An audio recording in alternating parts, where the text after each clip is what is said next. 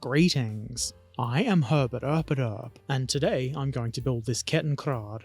The box says Kettenkraftrad, Herbert. It does. This is a 48th scale kit from Tamiya. It also includes a Goliath tracked mine and a trailer full of fun toys. Wunderbar. Inside the box we get 2 sprues moulded in a tan coloured plastic. As you can see, there are crew figures. You'll find parts for crew on both sprues. The big question is, will Herbert build the crew? Or are they going straight into the box of unassembled crew figures who will never rise up against me? Stick around to find out. The parts in this kit are pretty much what I would expect of Tamiya. They're nice and neatly moulded, and while there are mould lines, and you will have to do some cleanup where you've clipped the parts off the sprues, it isn't going to be all that much work to get the parts ready, and they should all go together with very little resistance. There's quite a few bits of stowage in this kit, which I quite like, and I'm thinking some of it might be repurposed for other 48th scale models. Unfortunately, these kind of extras are a bit uncommon in Tamiya kits. The main thing is the plastic in this kit looks really good. There's a set of decals too, which also look rather good. I've never had a problem with Tamiya decals, so I would expect these to be easy enough to use. Here's the instruction sheet. It's the kind that folds out into a fairly long vertical strip. It's not my favourite style of instruction sheet, but it's not the worst. The instructions themselves are nice and clear, and I don't think there was anything that really confused me, which is always nice. Okay, let's use these instructions to guide us on a plastic gluing adventure. The adventure begins with the tracks, which need to have some road wheels installed. These are the inner wheels, and they are apparently different parts, and the instructions specify which wheel goes where, though I may have mixed them up. Either I got them in the right place by mistake, or it doesn't matter which wheel goes where. There's also a set of outer wheels, and the same thing happened with these. They look fine, so I guess I did it right. Next, it's time to put the hull together. I guess you would call it a hull anyway. Gluing the sides on is pretty simple. There's keying to guide it, though it's a bit unusual in that one part of the keying sits on the outside of the central part, while the other side sits on the inside edge. I'm probably not really describing that very well, but I know what I mean, and maybe the video shows what I mean. It's not really a big deal, you've just got to be careful with the direction you might apply pressure. Once both hull sides are on, I attach the track sets. There's a few mounting points for them, though the contact points don't really have a lot of surface area, so it might be a little bit fragile, but they will stay on unless you're really rough. The whole front goes on next, and it pretty much drops right into place. You might have to do a little bit of nudging to get it lined up properly, but it's easy enough. I followed that with this rear platey thing, which also drops right into place. Obviously for it to stay in place it's going to need some glue.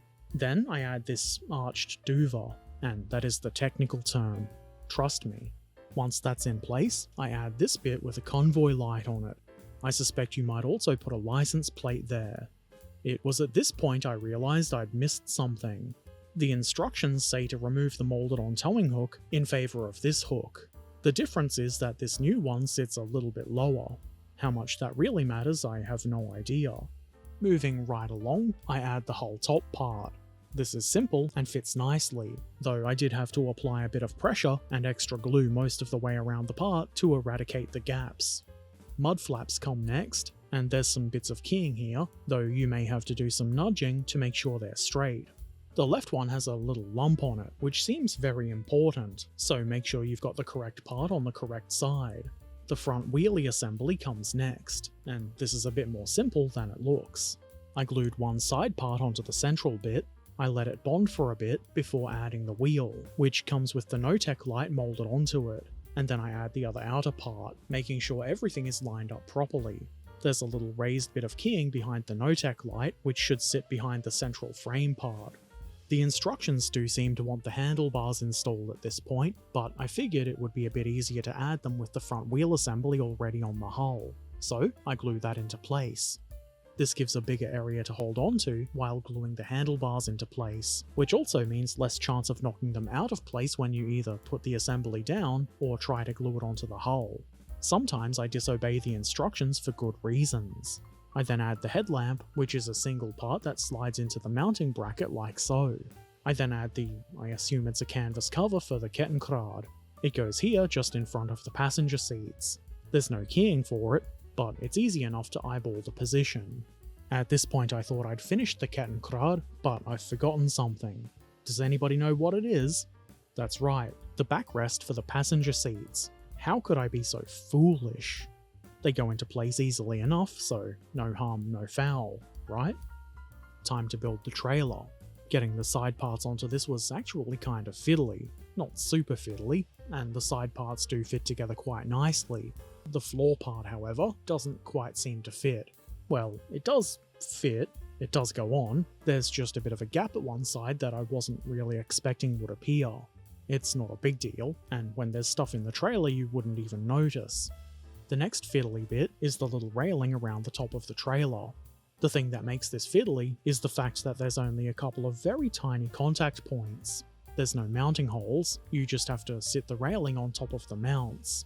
Obviously mine isn't perfectly straight, but it is together, and I guess it not being perfect just makes it look a bit beaten and used, which is not the worst thing.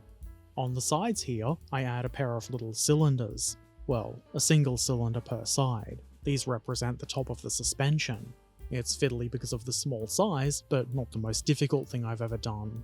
Then the central frame pole. This thing goes into place. Nothing especially difficult about this, just don't put it on backwards or sideways or anything like that.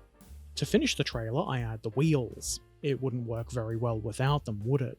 They're installed in the obvious location, and other than having to do a bit of nudging to make sure they're on straight, they go on without issue, and we've got ourselves a nice little trailer you could use for all sorts of things, like sauerkraut. Next, I build Goliath. The two hull parts go together nice and easy, with no issue. The track sets go on next, and these are nice little single parts with keying that should prevent you from putting them on the wrong side. On the end with the four little Y-shaped doovers, I add this thin oval. This isn't keyed, so you've got to eyeball it, which owing to the size of the parts is a little bit fiddly, but it's not that bad. And that's Goliath completed. Goliath isn't designed for travelling long distances, so it's going to need a trailer. And surprise surprise, there is one included with the kit. That's not a surprise, Herbert. We saw it on the box. Yeah, and when you showed us the sprues. First, I glue on these leaf spring doodads. Then, the wheels go on. As with the other trailer, a little bit of nudging might be needed to make sure they're straight. And there we have it. A nice little trailer for Goliath. And now, a very rare moment for Herbert Erpaderp. The assembly of a crew figure. Only one of them though. It's a pretty neat and easy to assemble figure. I glue the upper and lower body together, and then see how it fits in the driver's seat. Seems like it's going to fit nicely, with no foot modifications required. Then, I attach one arm. It doesn't really matter which arm, but I've gone with the right. I didn't do a great job filming it, but you can see that I've got the figure in the seat, and I'm conjiggering the arm so it'll look like it's holding the handlebars. I let that bond, and then put the other arm on, doing the same thing. I don't glue the hands onto the handlebars. The idea here is that the figure is in the correct position, but can still be removed for painting. I guess he could probably do with a head, and that's pretty easy to glue into place. So there you go. Sometimes I do build figures. Why not show how some of the stowage goes together? Like this case, probably for carrying small amounts of sauerkraut. Or jerry cans, for sauerkraut juice. Or, if you're desperate, fuel. These are like a lot of other jerry can models. The two halves of the can go together, and then, on top, the handles are glued. And this barrel. Like a lot of barrels, there are two halves, and then some end parts. It may need a bit of cleanup, but it does look pretty good. There are some other bits and pieces, like some rifles that would go on the back of the Kettenkrad, and some Panzerfausts, but to avoid losing them, I've chosen to leave them on the sprues. So that's it. The 48th scale Kettenkraftrad with infantry cart and Goliath demolition vehicle from Tamiya is now completed. This was a pretty quick and fun build, one of those one stream dealies. It's a good way to spend an hour or two, and at the end, you get a really nice looking little model of what I think is a very interesting vehicle, or vehicles, as it were.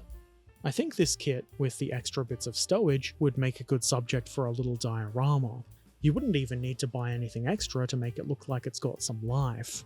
Obviously you don't have to make a diorama, it'll be great by itself, and if you want, there's nothing wrong with using the stowage on other kits.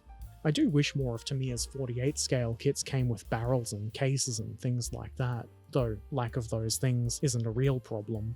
I do quite often sing the praises of Tamiya's 48 scale kits, and that's for a good reason.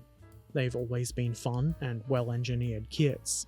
The only problem is that I will probably eventually run out of new ones to build, but I guess that's something for future Herbert to worry about. I am once again waffling. If you have any questions or comments, feel free to put them in the comments section below.